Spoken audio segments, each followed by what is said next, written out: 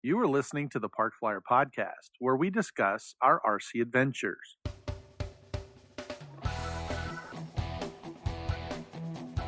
Welcome to the Park Flyer Podcast, where we discuss the ups and downs of the new RC Flyer. Join your hosts, Michael and Jay, as they take flight at the park. Now on with the show. Hey everybody, welcome to the Park Flyer Podcast. I'm Michael from Arizona, and with me are my good friends Jay from the hills of Texas. And AK Mike in Texas. And how goes it? Pretty good. It's going pretty good since you're sitting right next to me. I know, right? So we're pretty excited. I was able to come down to Texas and kind of play in Jay's playroom here and get some planes fixed. And we've been playing. I will say it's been like class with AZ Mike. It's true. Part classroom, part hands-on experience. I feel like I'm like one of those truck drivers. Learn how to be a truck driver. In 3 weeks or Sure. 3 days actually, getting crammed with all this information, learning the rules of the road. But no, seriously, you've been cranking out on my planes, and we got to go flying today, I think, and we did. I did mostly mowing, but anyway, we got to try a few things, and we had some successes and some failures, more failures than successes. So hopefully it'll be better our next time out, but I guess we can get in that later. This is AZ Mike's new plane building class, and you too can get a license in 2 weeks. I was going to get my dental hygiene for dogs, and then I saw his ad. Wow, that's just amazing. You guys are throwing me under the bus this week. So what was the first thing that we did? The first thing that we worked on, I think you were giving me just some basic demos in glassing. I got a plane a couple of weeks ago off of a gentleman named Juan down in San Antonio off of the Craigslists, and it was a KeyCat. And we think it's a KeyCat. We're still researching what plane it is, but anyway. He had the plane. He had a 90 millimeter EDF on it. Flew it with a 5,000 milliamp 6-cell. So I tried to replicate what he had, and you came out and you happened to have a couple of 90 millimeters that I could try as I was trying to figure out what KV and whatever I wanted to use on it. But it had a lot of holes on it.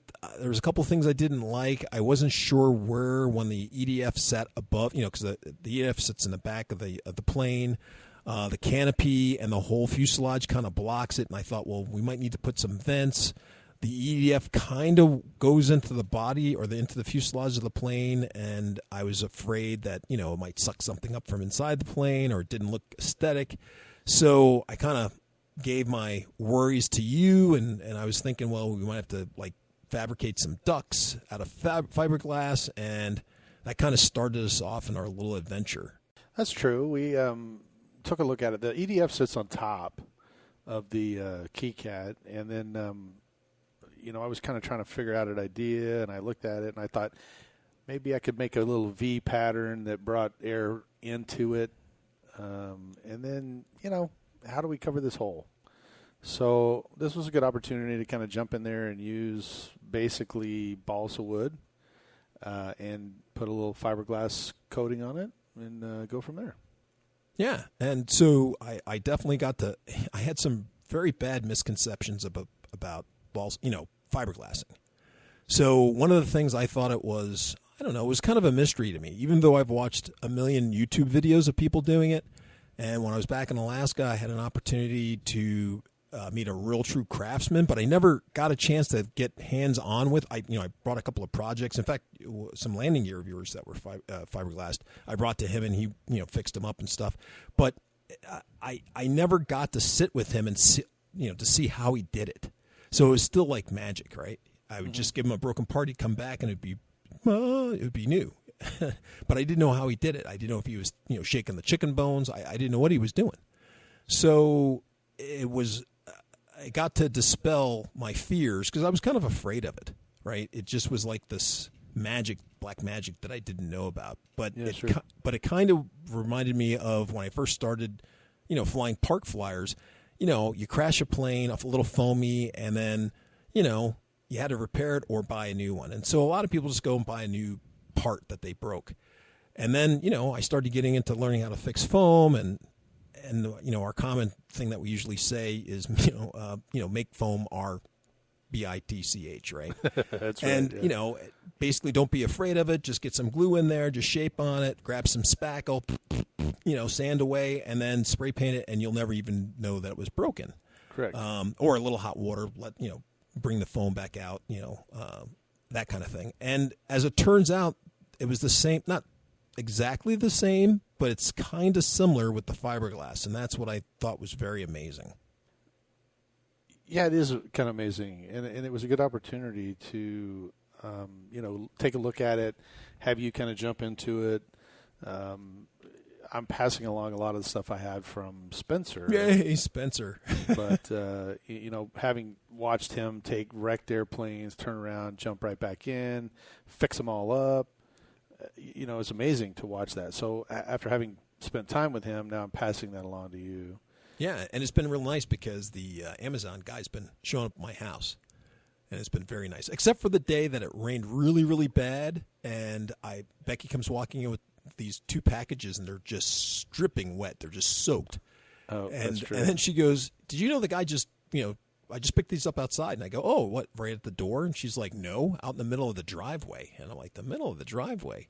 She's like, "Yeah, the guy just dropped it. He didn't even get out of his car. He just dropped them out the door, and then drove off. And they were just out there getting soaked." And I'm like, "No way." And so I called you up and I told you the story. And then you sent me a picture saying, "Oh, yeah, your picture, your stuff got dropped off." And lo and behold, what did I see, Mike? Yeah, you saw a picture of the package sitting behind the gate. Right. So, folks, just to let you know, we have, people do gates down here in Texas across their driveways. Well, our gate's wide open, so people can come in and out as they please. But he dropped it in front of the gate as you drive in, and then he took a picture. He took the time to walk around the gate, take a picture through the gate with the thing on the other side, like, "Oh, I couldn't get to your door because the gate was closed," and took a picture of it and said, "Oh, look." And then he got back in the truck and drove off. But he could have just walked 15 feet if I took another picture from a different angle. He could have just walked 15 feet to my house and put it underneath a covered deck, awning type thing. I couldn't believe it. I was just like, wow. It was pretty funny, though. That guy, he covered his butt. So if I complained, he'd pull up the picture and say, "See, I tried to get to your house, but I couldn't because the gate was closed." And I would have nothing. That was crazy. Anyway, sorry, folks. No, it was getting off on a tangent, but it was pretty funny. So we were trying to, talk to each other about this thing, and I was kind of like, "Oh my gosh, this would be a very difficult time for to fight this guy in court because the picture that he actually took looks totally different than what actually happened."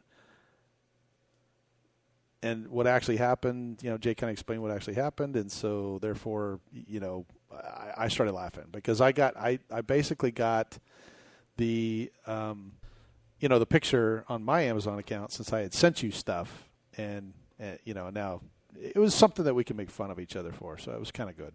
It was humorous. Yeah. But the packages were wet. Luckily, they were inside some foam thing, and that worked out. Yeah. They disintegrated and they started to open. Plus, they were very light, and we were having hail and a few tornadoes in the area, so the wind was gusting. So really, if any good wind came along, it would have picked those little packages up and flung them. He could have. He could wherever. literally have thrown them as far as he could have thrown them to the porch. There's nothing breakable in them. But anyway, we digress. Yeah. So we were talking a little bit about the project that we were kind of doing. You set me up for success because you didn't. You were asking me what glues I had, what epoxies I had. If I had certain things, metal, ergy, metal glaze. Metal glaze. So I was like, I didn't know what you were talking about, and you're like, it's the best thing ever. And so you sent me a 55-gallon drum, enough to, for me to use for the rest of my life. Yeah, I don't know if it was a 55-gallon drum, but it was close. So, yeah. So, like I said, so you sent me you sent me not just a regular 5-minute epoxy. You sent me finishing Correct. epoxy. So what's the difference between finishing epoxy and just regular 30-minute epoxy? Well, finishing epoxy is a little, it's thinner, and it has kind of a self-leveling property to it. So when you put it on, it kind of creates this really smooth glass. It has a little bit longer working time as far as the 5-minute, 30-minute, or 20-minute, 30-minute. This one has about a 35, 45-minute. Right. But it is a thinner. It's not really goopy thick. It's got more of a consistency of milk, maybe, than glue. Does that make sense? Right. Yeah. And then you also sent me, so like I said, folks, there are weird things that just started showing up my thing. He sent me popsicle sticks. Yes. Well, and it said peckers on it. And I'm like, what is this? And then you sent me also, I thought another weird thing, rubber razor blades. They were plastic, actually. Okay, plastic, which was really weird. And then in that same package, or with that package, it was I can't even call it a dog bowl, but it was a plastic sheet of. It reminded me of a painter's palette or whatever. When they put their thumb through it, Yep. and they like dab their paints off, but it's curved, Right? Kind of like a bowlish, but not too bad. But it made no sense to me whatsoever, and I'm just staring at the stuff going. Oh, I have no idea if this was a gag. You're punking me or what? I was punking you. What can I say? Yeah, but it turned out they're pretty useful things. So, and this all had to do with the metal glaze stuff. So, why don't you tell us what metal glaze is all about? So the finishing epoxy, has to be mixed, and so I sent some little mixing cups. Oh, that's little right. medicine cups, Right. And they're very easy to mix with a popsicle stick. And so basically, we weigh out the epoxy. We start up with a popsicle stick, and then one of the things that didn't show up that I could have sworn I ordered was acid brushes, because I use these little black acid brushes to spread the finishing epoxy on. Right. And so, for folks who don't know what that is, they're basically like aluminum handled brushes that have a real coarse, not horsehair, but It is horsehair, or they're synthetic. I couldn't tell which, but they're really coarse Right. brush, and they're meant for one-time use. Well, we ended up having to use we used them multiple I know, times because that was the one order that hasn't shown up yet, or it didn't get ordered. Right. Well, so anyway, we the other thing that I sent you was a body filler. It's called metal glaze. It comes as a 2-part hardener, and then it has the actual the epoxy. It's a polymer type glaze, well, body filler, I guess. And then I sent you a palette to mix it with. And the reason that I sent you that is because it's a ABS plastic. Yeah, and that's really important. Right. You don't realize it. You can use paper, actually. Or cardboard As a matter of or fact, something. or cardboard, yeah. As a matter of fact, it's funny because Spencer uses old magazines after he's done with, his AMA magazine. AMA magazine or whatever AMA is. Yeah, then he'll just use the page, rip the page out, go to the next page. But he does have one of those palettes too. And so what the palette does is with that ABS plastic, the polymer. First, just talk about the metal glaze and what happens when because this stuff, let me tell you, as opposed to like doing epoxy and you go 1-to-1, if you get a little wrong, it still kind of works. And with this metal glaze, Yeah, it doesn't work that way. the old adage, if a little works, a lot more will be better, is not the same here. No, folks. not at all. So it's basically for body filling on cars and airplanes and that kind of thing. Any larger thing that you're painting, this is a polymer body filler. And so the way you mix it is you put a little bit of the metal glaze on the palette, and then you have a hardener, and the hardener comes in different colors. We got the blue one, and so you put a little bit of hardener on there. Take your popsicle stick. And what do you mean by a little? Because if you told me on the phone, just put a little in there. If you weren't here, and you told me over the phone, just put a little in there, Jay, and I would put what I think a little is. It would have just hardened right up on me instantly. Right. Yeah. So a little is probably a drop. Yeah. It's amazing, folks. This stuff, if you go over or you try to do a 1-to-1 type of setup, that stuff will harden by the time you do like 3 stirs, and it will harden as hard as a rock. Well, it seems like it's a rock, but yeah, it's a sandable rock. It's a lot softer than a rock, Yeah. but it's close. So yeah, you just put a little drop, and then what I do is I just drag my popsicle stick right through the hardener, and then you start mixing it into the metal glaze, and the metal glaze is kind of a greenish color, and the hardener is blue. So you're going to turn into like an aquamarine color, and then that's probably the correct consistency. And then you probably have about 5 minutes or so before it starts to harden. About 5 minutes. The more you put in there, that quicker. 5 minutes goes down to about a minute or less. or less. Yeah. If you did an exact 1-to-1, you probably would use all your hardener. Well, I wouldn't, because I bought like a 35-ounce tube tub or something. Yeah, big tub of this stuff. But it would basically that's what it would do. It hardens up. So anyway, you mix this up, and it comes like a cream. It's actually a consistency of like butter. It looks more like a butter. And then the plastic razor blade. Yeah, plastic razor blades. The only reason I got those is because you can get them on 100 for like $1, and the plastic works really well. It doesn't, you can wipe the stuff off. I have used metal. I know Spencer uses metal. He's got a couple of them laying around, and alcohol will clean them off.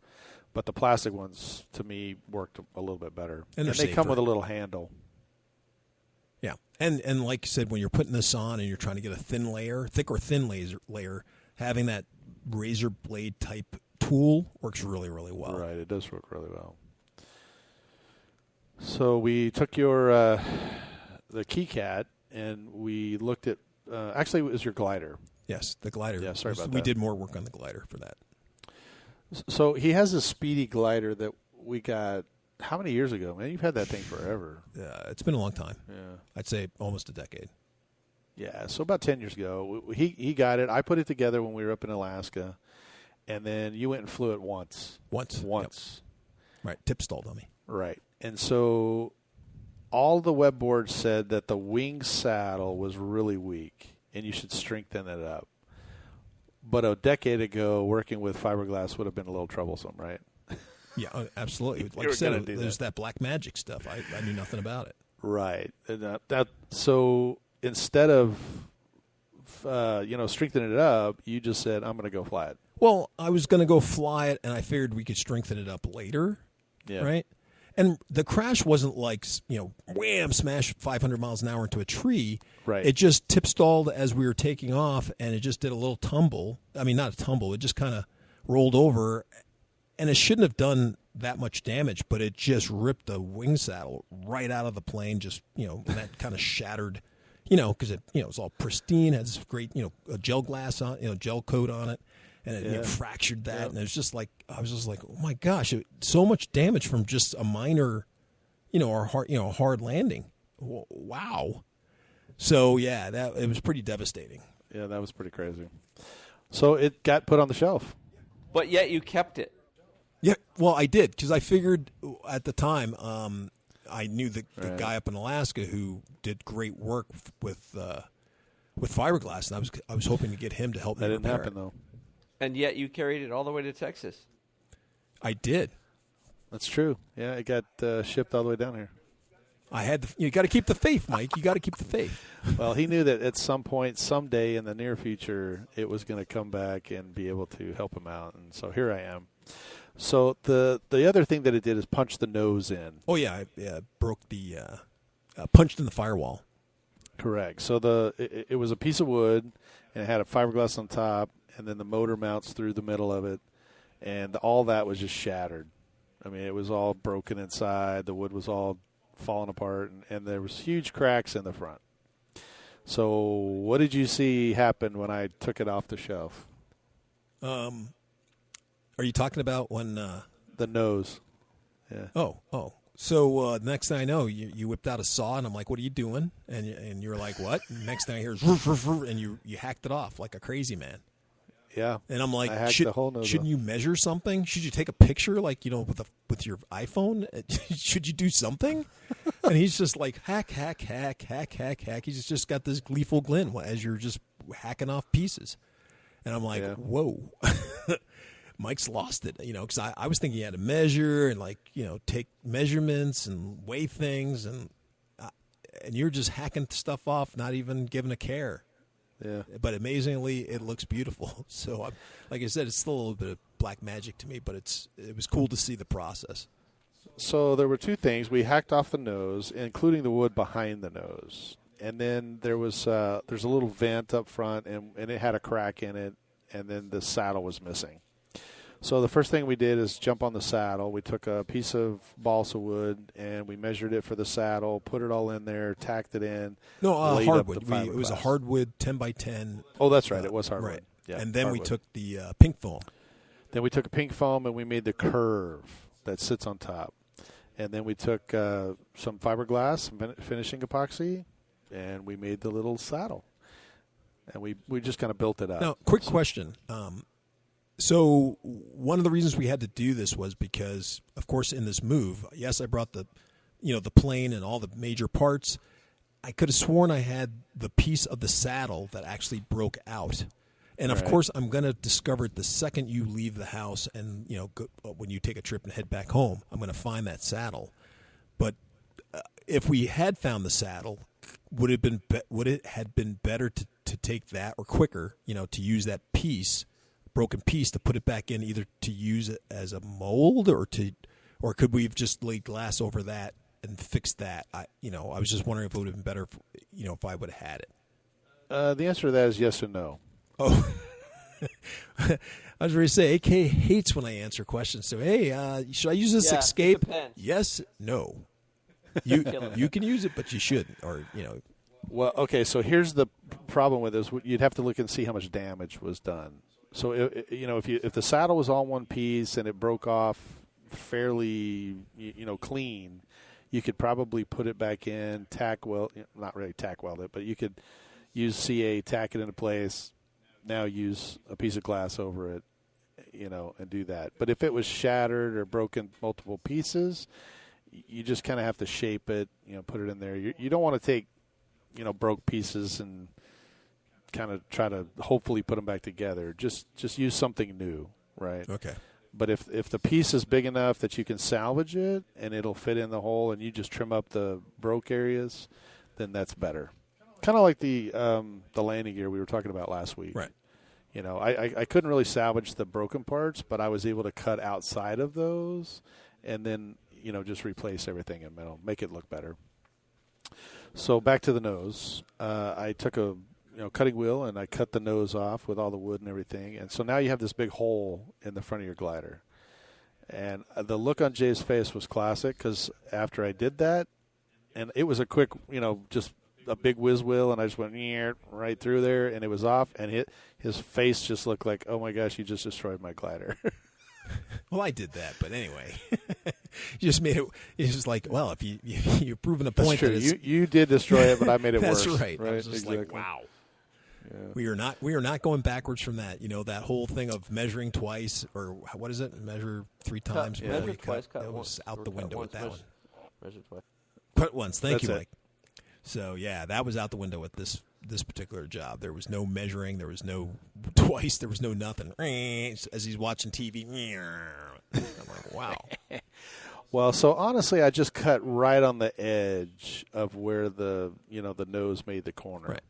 And so it wasn't like I cut way back and had to rebuild Yeah, but anything. I was expecting you to like measure it and then kind of figure out the circumference of an angle or I don't know whatever. Yeah. But there was none of that. So I mean, you were just using a Mark 1 eyeball, to figure out where you're going to cut. And I mean, it wasn't a smooth, even cut. You know what I mean? It was right, right. It was kind of like you cutting off a tin can, or the top of a can. It wasn't. It was jagged. It was. I was just flabbergasted because I'm like, how are we going to fix that? There's no way, right. But there is a way. There is, and so we had swung by Michael's and picked up some 1.5-inch wooden discs, and they're perfectly cut and a little slightly, larger Oversized. than the hole. Yeah. Just larger than the hole. So we took your sander, we cleaned out the inside of there to kind of smooth it all over, and I slid that disc in perfectly around to where it was lined up because it has a hard edge around the circle. And now that we had the hard edge on the circle and I measured it all the way around, that jagged part that Jay was talking about is kind of laying on top of the wood on the outside of this circle. And then I set it up on his tail, and I told Jay, okay, mix up some epoxy, and I cut up a bunch of, little squares. Fiberglass squares, and I said, okay, here we go. So you coated the wood, laid your first square, and you laid probably about 6 of those? Yeah, and one of the important things that I learned, and what other fiberglassing that I've done, and it wasn't very successful nor strong, I didn't realize that you want to change the direction of the weave as you're laying it down. So if you put it down from 9 o'clock to 3 o'clock and the weave's kind of going that direction, you don't want to lay down the next piece of cloth at the same angle. You want to go from 12 o'clock to 6 o'clock with the weave of the cloth, or just from 2 o'clock to 7 o'clock. You just want to put it off from what way you put down the last one. Right. So there's kind of a misnomer there if you're going to, because certain things will require you to do the same. Like if I was making a canoe or making a long pontoon, you want everything going the same direction. Right. But if you have a complex curve, kind of a curve, in order to strengthen that, what I do, and someone out there that does this professionally may tell me something totally different. But very similar, if you look at the types of fiberglass that I have, you have a real lightweight and you have a real heavyweight. Then there's actually harder, at least on mine, there's thicker fibers going one way and thinner fibers going the other way. But it makes like a little square. And so on a complex curve, I'll roll it around, and then I'll take another piece and put it opposite where the thicker strands are kind of going across. And I know with like carbon fiber, if you saw carbon fiber, you can see it, where they lay it. And so I don't know if it makes that big of a difference if you're doing something small. I just do it to kind of put more layers on, the complex part. Because if you looked under a microscope at the fiberglass, it's going to look like a square. So you really can't, turn the square one way or the other. They look they look square, right? But if you move the square over to where it's, the next square is in the middle of this square, and kind of move them over, it like a stair steps them. If that makes sense. Right. And so whether that helps or not, that's just the way I do it. I'm sure our listeners can call what number, Mike? Oh, that's right. Yes. At 830-444-4943. And that is correct. they could leave their voicemail, leave a voicemail for us. And you know what? If they leave their phone number, I think there's a good chance we'll contact you. And yes. maybe even have you on the show. So if that's what you want, then that's another good way. Or you could just not leave your phone number and leave a kind, easy to listen to message. So anyway, back to the story. So we glassed the whole thing and came back about 2 or 3 hours later, and now we've got fiberglass everywhere. Because part of it got the epoxy, and then there's part that he wrapped around the body that doesn't have any epoxy on it. And now we need to get all that off. So I handed him the block sander and said, go to work. Yeah, and that was kind of neat because I didn't know that fiberglass without any epoxy on it will sand right off and drop away. So that was kind of cool to see that happen. So once again, it's not the dry part that doesn't have epoxy. That's fabric, right? You're not going to. That's just going to tear apart with sandpaper. But then the fiber that actually touches the part, if I can sand that fiber and let it, kind of release, then the rest of that part falls away. Right. So that's what you did. You just sanded around the disc, and then all of the extra stuff just kind of fell off. You can use your knife and just cut it all off, or your scissors or whatever. We did all that stuff too. So now you've got this rough looking nose, and handed it to the sander and just had you kind of sand all of the right. But it still looked nice and rough. smooth. It didn't look, it wasn't even. It still looked, kind of janky. And then you kind of whipped out the metal glaze and said, well, look at this. And then, started mixing up some of that and slapping that on there. And the part that also kind of amazed me, folks, I thought we were going to let the fiberglass set up for a day, 2 days. I didn't realize we were able to do this all at once. It seemed like all at once to me. It was still... it was a half a day. Yeah, it was all within the same day. Yeah. Things got not super dry, but I mean, they tacked up, got firm, for the epoxy. But, next thing I know, we were putting metal glaze on stuff and then learning about that or gooping it on. And then next thing you know, it's some sandpaper and a little elbow grease. And then you don't have to do much. I mean, it's kind of amazing how it dries very, very hard.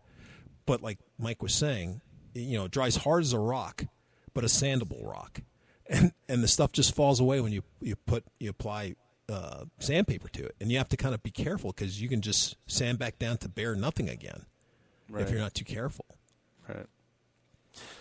Well, so there it was several. I think the bad news about being here is that once we get doing something, next thing you know, it's 3 a.m. So I think it was a little farther than what it seemed. It seemed like we were doing it, and then 30 minutes later we were doing something else. But it actually did wind up being probably 6 hours later. We just didn't think about it that way. But so we put the metal glaze around the nose, and as a result, we got back to the block and started sanding it. And then I had Jay close your eyes, run your finger around the metal glaze. That was pretty amazing. And so he could feel just tactily all the little bumps in the metal glaze. And I said, okay, you need to sand all that till you can't feel it anymore. And it's not like you have to sit there for 5 hours sanding. It's not like you're on, sanding like an oak piece. It's quite literally, I mean, you had to watch that you didn't want to put too much pressure on it. Right. I mean, what if I was sanding on a piece of oak, if I would have done that, I would have just taken all the metal glaze right off. Have you ever used that stuff, Mike? No, I never have. But if you want to call and talk about it more, you would just dial 830-444-4943. Well, it is an amazing product. I love it. Spencer loves it. We have a really great time with it, and it does an amazing job. So the next day after we got it all sanded out, I took it out and put a coat of paint on it, and we'll have to post a picture of it because yeah, most definitely. It looked amazing. And I think Jay was pretty impressed. I was. Yeah. So then we took the old piece and we matched it with the new piece. Right. And we drilled the new holes. Yep, we did that. We didn't exactly have the, the largest bit that we needed. That was kind of an interesting solution to that. We used the old prop reamer to get the dimensions we needed. But, it worked out pretty good. And the cool part was we figured out the motor we were supposed to be using. I found the motor. I figured it out and then slapped that in. And didn't look like it was going to fit, but sure enough, it fit. And it looks like everything's going to schedule. I think within another month, less than a month, we'll probably have that thing back up and flying again. There you go. And much stronger. Yep, absolutely. I think the good news is that you learn that, like dealing with foam, fiberglass isn't all that bad either, and it's in some ways easier than dealing with foam. Right. So, sometimes with foam, like you said, you can use the boil technique to try to unredo something. But if something's really damaged, well, you got to kind of finagle it, cut out a piece of foam, stuff it in there. It doesn't look that good. Foam sometimes can be hard to sand, or it's too easy to sand that you go to sand it and then the foam beads break apart, and it's very frustrating. Right. And with this stuff, like you said, the great part is if you mess up, you put some more metal glaze on it and start over again and start sanding it. You can't really mess it up. Yeah, so in Spencer's case, if something got messed up or whatever, he just takes his whiz wheel to it and cuts it out and starts it over. So it's almost unlike foam, where if you screwed it up and you could actually cut the foam out and start over, I guess. But you're dealing with having to actually cut a bigger piece of foam, and then every time you mess it up, you have to make a bigger piece to kind of fit in that hole. Okay, Where wait, this you what, could cut out exactly. Whiz wheel? He's talking about the Dremel tool Dremel. Oh, okay. Oh, whiz wheel. All Yeah, right. whizzer wheel. with the cutting wheel. Cutting wheel, that's the correct term. Yeah, thank you, Jay. Hey, thank you.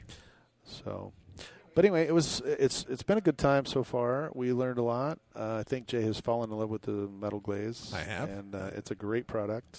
But You it does get it take a off little Amazon. bit of. I think his wife is going to be Getting mad used to Why is she mad?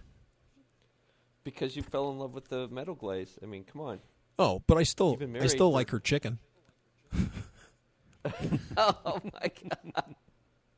That's funny. Oh man.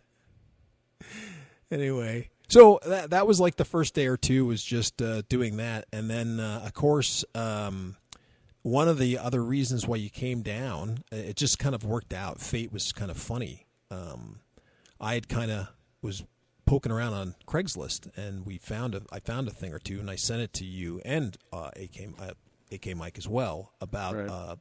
A guy who had a horde of planes and such. And he had some tools that you had been talking about over the past couple of podcasts, and I was like, holy crap, this guy's got everything. I need to call Mike.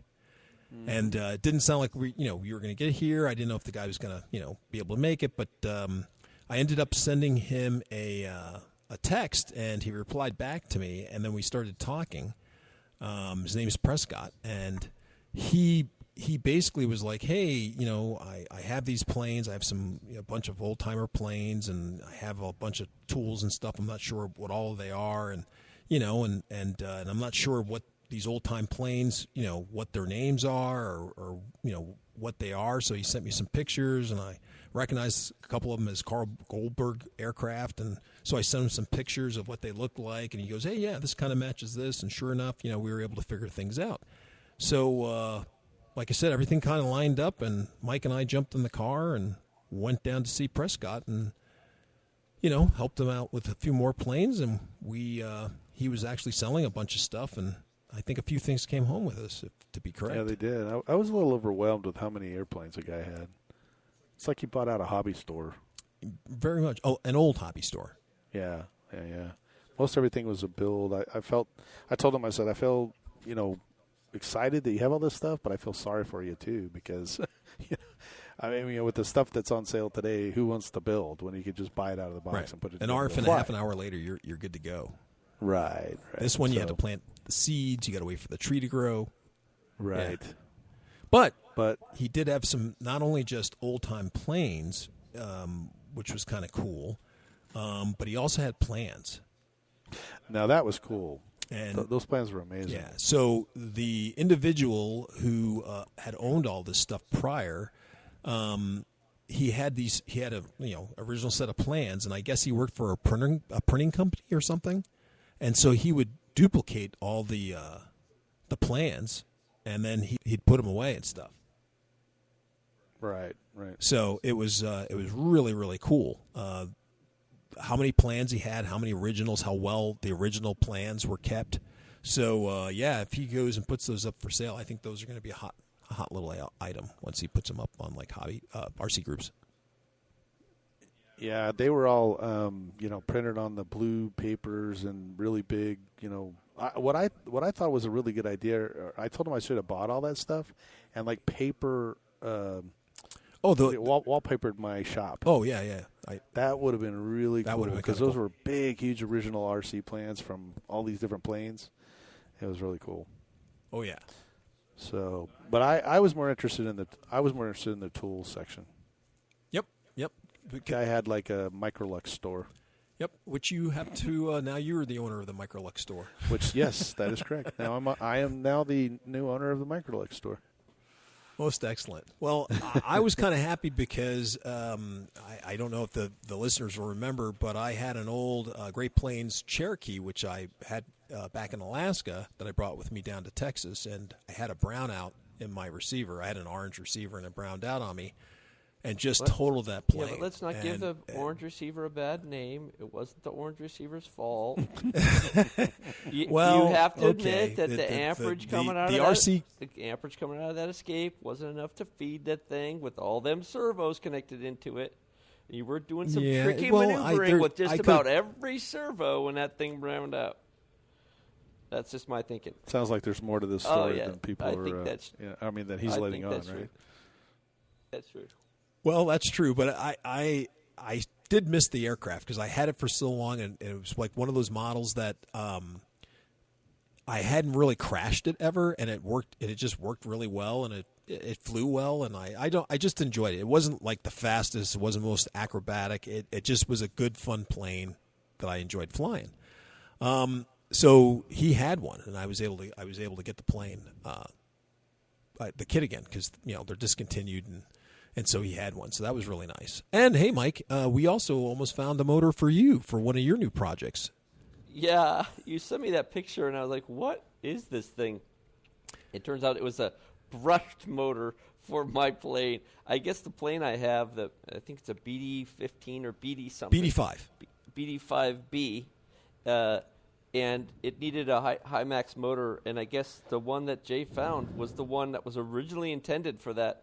Right. The high max was the replacement for a Speedy 400. Speed 400.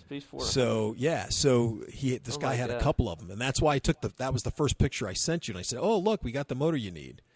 Or whatever, and you were like, "What? What are you talking about?" I owned a Speed 400 at one point, but I got rid of it. Yeah. Well, it's a brush motor, so I mean, even though the airplane was meant to fly on that, flying it on a brushless motor is going to be that much better, right? Oh, yeah, it was just funny because we were looking for the motor, and then we just had to walk to this guy's house. It's funny that you found it. Yeah. Yeah, it's just kind of funny. Not only one, but we found like three. With gearboxes. I would keep brushed escapes, though. Electronic speed controllers, ESCs, because they work great for like when you're making switches, like you need a switch, and they're great for that. So I've kept my brush ESCs. Oh, that's pretty cool. And I use my ME-163 to light off the little Estes rocket in the back. It worked fantastically. Very, very cool.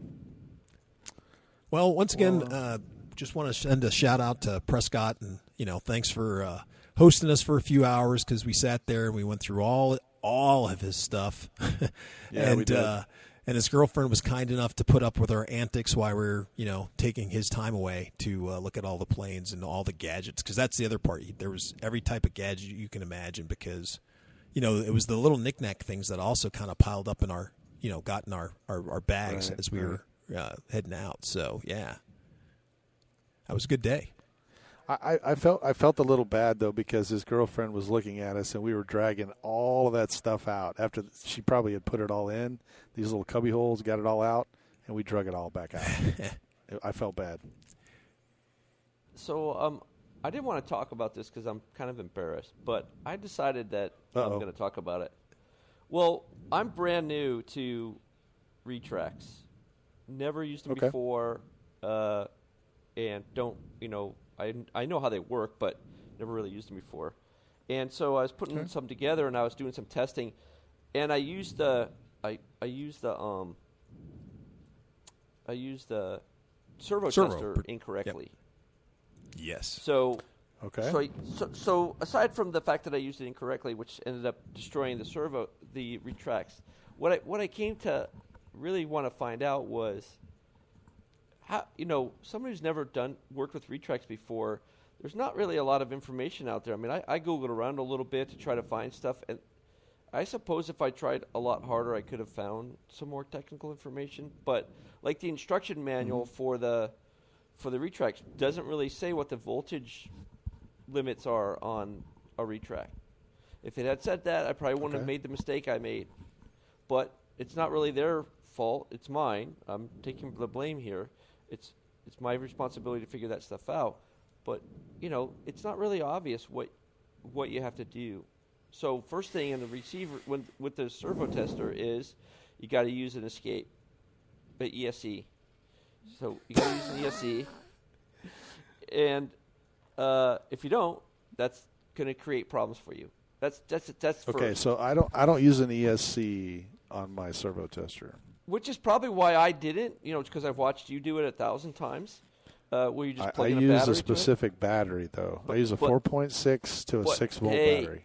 But hey, that's not something I would have necessarily paid attention to from a detail perspective. Correct.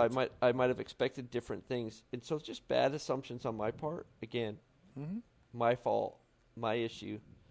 But you got to learn these what things. size battery did you use? I don't remember. It was too big for it. I know that. 12 volt. 12 volt battery. Yeah, probably. Maybe a the 3 thing cell. is, the funny thing is wait, the servo tester says it takes 3 to 5 volts or 12 volts on the side of it. The servo tester does, yeah. So I thought, okay, cool. It doesn't. It just expects this kind of voltage, and it's going to send out the right kind of voltage on the servo side. But no, that's not how it works. No. It doesn't work that way. So that was my again. So I will tell you that fault. the JR servos, the new JR servos that come out, are almost 12 volt. They're 12 volt servos. And so the servo testers now have to be 4 volt, 6 volt, 7.4, 8.4, and then 12. Or 9 and then 12. So it runs the whole gamut. But it's just going to pass through the voltage. Right. So if your servo is a 6 volt servo or an 8 volt servo, high voltage servo, you can put 7.4 volts and run the servo because that's what it's running at. Another one of those conversations that we're having after the problem happened. I hate these conversations. After the fact? After the problem happened. Yeah, well. I mean, these are stupid conversations because I already know it's not right. No, but you bring up a good point. I don't want to have that conversation. I want to have the conversation before that stuff happens, and that's really kind of a bummer that the community doesn't that there isn't more like stuff that talks about that kind of thing, because a guy could spend some money breaking stuff. This is one example. There are other examples you could use that are very similar to this. That if you don't know ahead of time, it's you know what? That's easy. I've heard this 1,000 times from people in the RC people. That's really easy. Here's what you do. Blah, blah, blah. And it's like, okay, that's great. And I'm glad that you told me that. But how did you know that? Oh, well, I ruined this, that, or the other thing. Exactly. That's my point. Right. And so it's unfortunate that we don't have that. But on the other hand, maybe you shouldn't be playing with this stuff if you don't know what you're doing. I don't know. Well, you know what? There's always an option to move up, right? I mean, you fly mostly with fixed gear, and you want to start flying with, retractable gear. And there's 4 or 5 different types of retractable gear. So this is a good opportunity to learn about it. But I will tell you that in this industry, if you know someone that is familiar with it, maybe, someone you know personally, give them a call and say, hey, look, right? I've got these servos, and you did. And I have to say, you sent us an email or you sent a text, text actually, and it said, hey, wow, look at these servos. These are really, or this retract, sorry. These are really nice retracts. And I made a comment about it. I said, wow, those are really, really nice. What I should have said was, hey, what are those voltage on those servos? Or on the servoless retracts? Yeah, I get it. I don't know. I wouldn't know because here's the thing. In the manual in there, nothing about it. Nothing about it. So my assumption would always be 4-point-something volts. But my point is, you would have that assumption. Mm-hmm. Well, I didn't have that assumption. So I ended up breaking them. The funny or unfunny thing about, just like with accidents, right? It's never the bolt of something out of, happens. You get hit by the redwood tree, breaks, and, falls on your house type of thing. There's always this chain of events. And the way the chain... Now, here's the thing, Mike. You've been doing the wrong thing. You just didn't start yesterday. You've been doing this for a long time, but you've been very, very lucky. And so you haven't had a chance to release the blue smoke on something very cheap, right? It had to be the most, because those were nice retracts. Well, let's make it clear though, the retracts are expensive because of the struts that came with them, right? Not because of the retracts themselves, right? But it didn't happen. It didn't happen with 5 gram servos that were $3. or $2. You know, it always with an accident it doesn't happen with. Retracts are expensive from the word go, right? Just because there's a motor and a this and a that and all that stuff that comes with it. And you can't just buy. You can't just buy the new board. The gears themselves can run into the thousands of dollars. And you can't just buy the board itself and replace it, because I could do that. I could disassemble these things and replace the board. Well, that's not true. You can on some. Well, yeah. Not on the ones that he got. You can on some. Not on the ones you have. Now you've qualified but I've seen. I have some metal ones. But now you've qualified it. That you can replace the board. You have to have special ones to do that with. Okay, but those are going to be like 4 times more expensive in the first place, because you can do that. Probably. Yeah.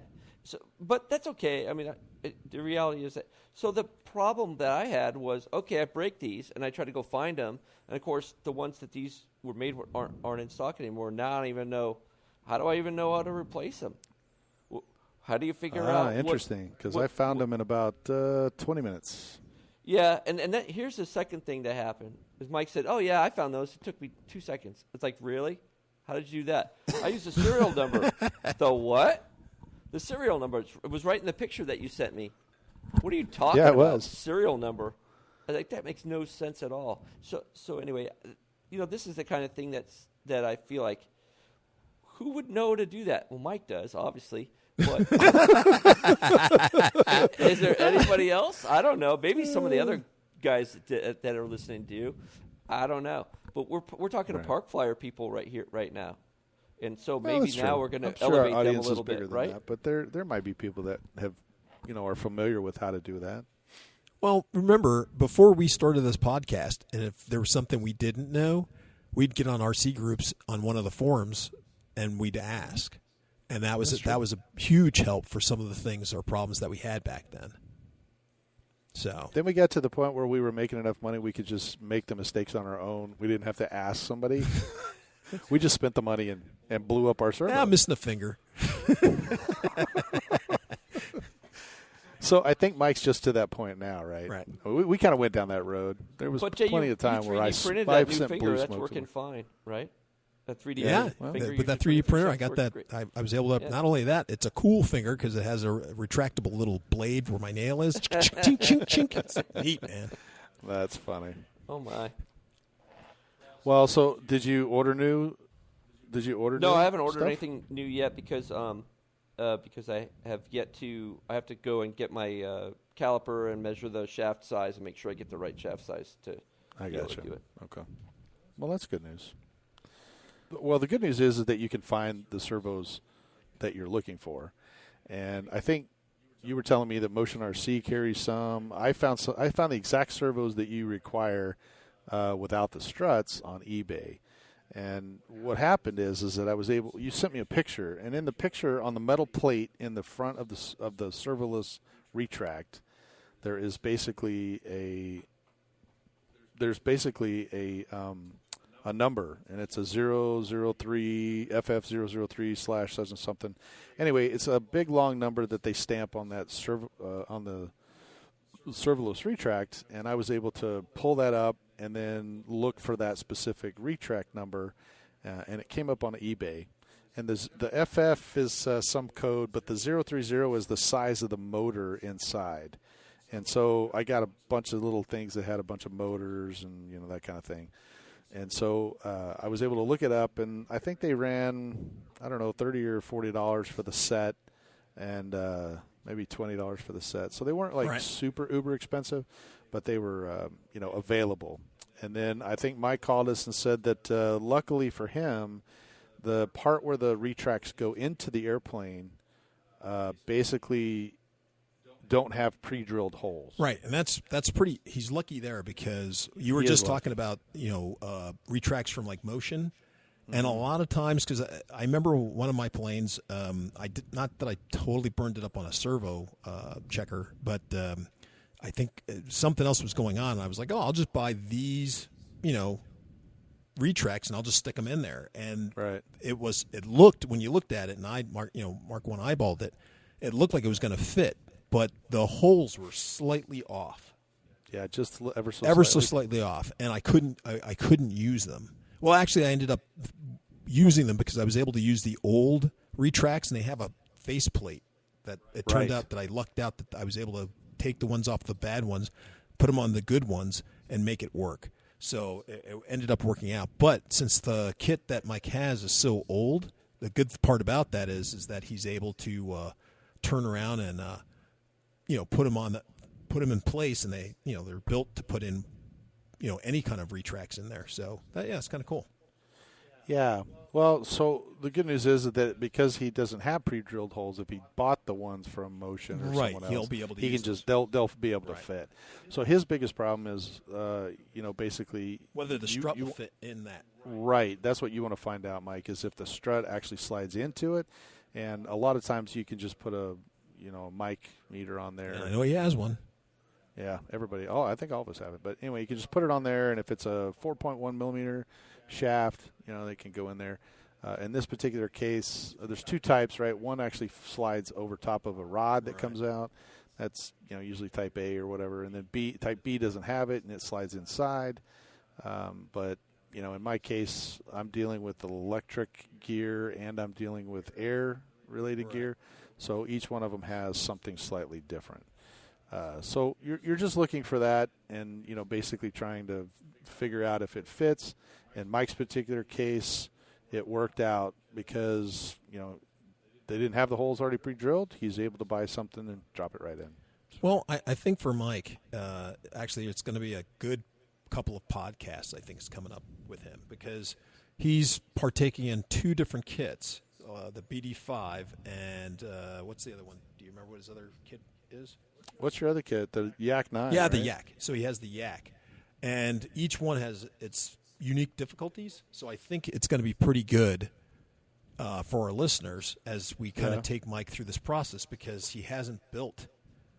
These are true ARFs, right? So even though the plane's covered, but you still have to glue the wings on, or you might have to put the servos in, and it's not totally bare bones and plant a tree, but it's up from that, and they're wooden kits and not foam. Right. So they still have a little bit of difficulties, and I know Mike was talking to you about the Yak 9, about the motor, and so we're gonna have to talk about what kind of motors he's gonna get and put in there because once again, unfortunately, the planes that he has, they're not ancient like Prescott has, they're not that old, but they're older just as brushless was happening, and so a lot of the planes plans were calling for brushed motors, and now you have to figure out what's the equivalent in a brushless system to throw in there.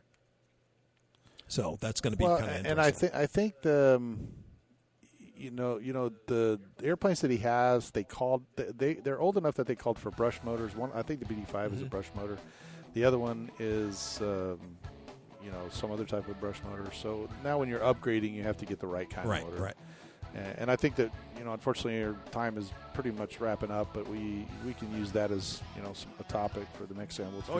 Absolutely. But yeah, it's been a great time. I think everybody. This has been a great time, kind of sitting here, and so far we've had a good time. Yeah, and unfortunately, you're going to have to run out and come back again, right? So I am. Yeah, I we're cutting your visit short.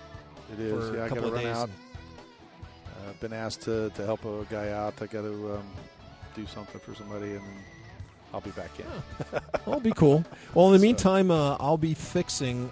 Unfortunately, we flew today, and I kind of did a boo-boo.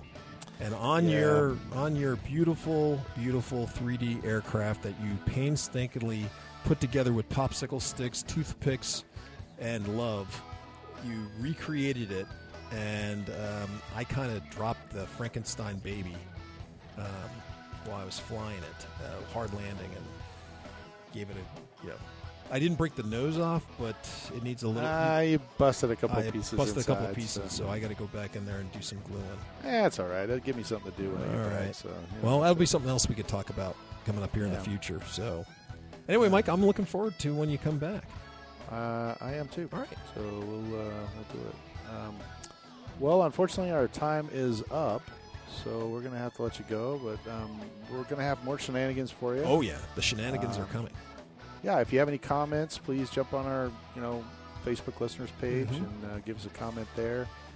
We still have some contest stuff that we're working That's on. true. Trying to come out there. We've got a couple of guys reaching out to us that want to help us with that. We got the number. Give us a call and let us know what you think. And all those crazy things. We'll get back with you as soon as we can. And once again, we were out there at the field, and I was doing a little bit of mowing, and I can definitely tell you, summer is here. It is here. It is here. Yep. No, I think you're right. So, all right. Well, I'm Michael from here in Arizona. Well, you're not in but Arizona. I'm actually visiting Texas. So I'm Michael here in Texas with Jay. That's right. And we're both Mike and me are in the hills of Texas. There you go. And AK Mike in Texas. All right. We'll see you in 2 weeks. Let's fly. You have been listening to the Park Flyer Podcast.